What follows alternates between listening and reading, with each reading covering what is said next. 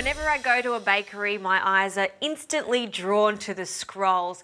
I adore them. They always look so sticky and appetizing, and now I've learnt how to make them at home so I can show you. To start, we need 4 cups of plain flour and a pinch of salt.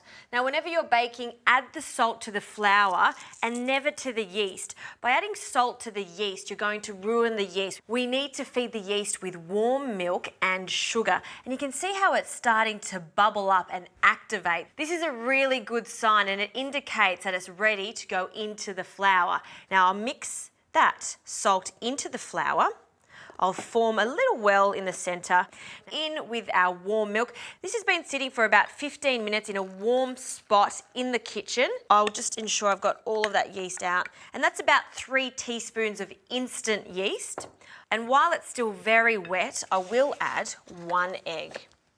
Now, this is the basis of the scrolls. Today with my scrolls, it's all about dried fruits. I love the combination of apricots and dried figs, macadamias and cinnamon. But by all means, you can change it up and do whatever you like. Give it a little bit of a personal touch. Now, once I've incorporated all of this flour into the wet ingredients, just scrape off the excess and get your hands in there and just knead it together so it forms into a ball of dough. And then take it out of the bowl, just knead it ever so lightly. And now this needs to go back into the bowl and sit for about an hour so it can prove. I will add a little bit of olive oil to my bowl so it doesn't stick. And then the dough goes back into the bowl with a little bit of cling film over the top.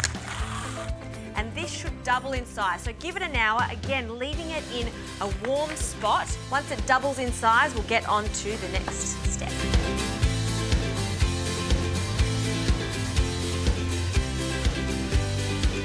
Now, being patient for an hour is worth it because look at this, it's doubled in size. And now I'm going to ruin all of this and knock it all back. It will prove one more time after we've added the sugar and the dried fruit. So taking that out of the bowl, I should add a little bit of flour, just a slight sprinkle, and then out of the bowl. And then I'm just going to knead this, again, trying to get that air out of the dough and just working it so it becomes a smooth ball, which it is right now. It's a lovely dough. Shape it into a rectangle. I'll flip that over so the seam's down the bottom, and then I'm going to roll it out into a rectangle about 30 centimetres to 40 centimetres, stretching it a little bit and then rolling it. And this can be very rough. It doesn't have to be a perfect rectangle, as long as we've got enough room to fold it over into a book-like shape. Just make it a little wider and give yourself a lot of room when you're doing this in the kitchen. Clear away your bench so you've got a lot of space to make sure that you make the perfect scrolls. Now for the fun part, I'm going to mix brown sugar with some cinnamon, break up the brown sugar, and I'll add this to just 1/3 of the dough, because I want to do this 3 times. Then I'm going to fold this over, and now I'm going to fold in that cinnamon and sugar and then do it a few more times so we've got lots of layers of sugar and cinnamon and dough.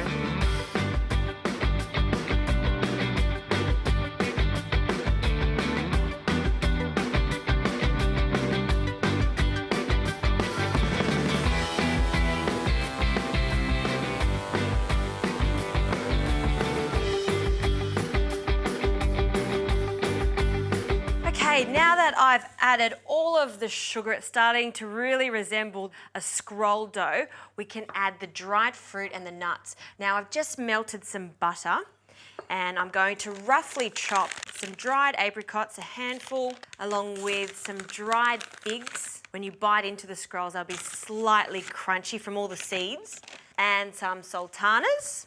You could also use raisins, and some good old macadamias for a little bit of crunch. I'll chop this, running my knife through it a few times. You don't want it to be too chunky. You want it to be bite-sized pieces.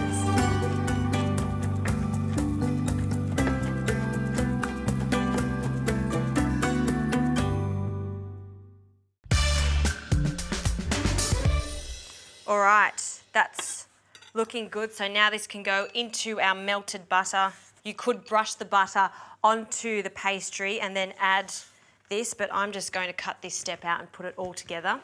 I'll mix this, folding it, and just to make sure that these are extra sticky, a little bit of golden syrup. You could also use maple syrup for this, and this is going to go throughout the layers too.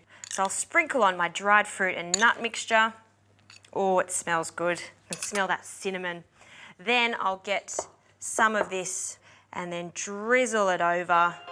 And now I'm going to fold this a few times until we've used up all of our dried fruit. Then I'm going to form it into a log and cut it into sausage-like shapes.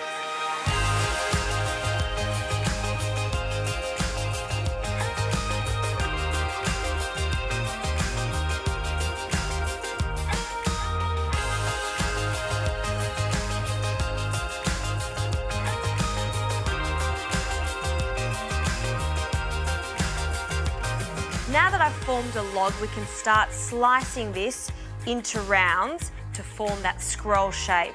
So we want it to be around 3 to 4 centimetres, and you'll see the layers of dried fruit, sugar, so delightful. Now this goes into a prepared springform tin with a little bit of baking paper down the bottom. This will just make it a lot easier to come out. And then I'm going to continue slicing these, placing them into the rings side by side to form a rose-like shape.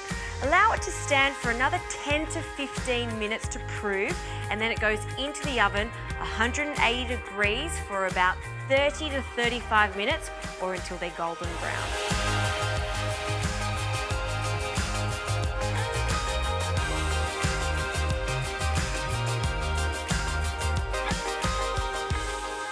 These scrolls look fantastic. They came out of the oven about 20 minutes ago, and just allow them to cool to room temperature. This is a little touch that I love to do, just a little bit of golden syrup and brush it all over the top to make them extra sticky. That looks so good. Now I can take that collar off, bring over this board, pop it on top, and then you can dig in, which is what I'm going to do. Pull that. Oh, look. See how moist that is inside? The dried fruit looks good. The little bits of macadamia nuts and that sticky golden syrup. Tell you what, I think they're better than my local baker. Don't tell him though.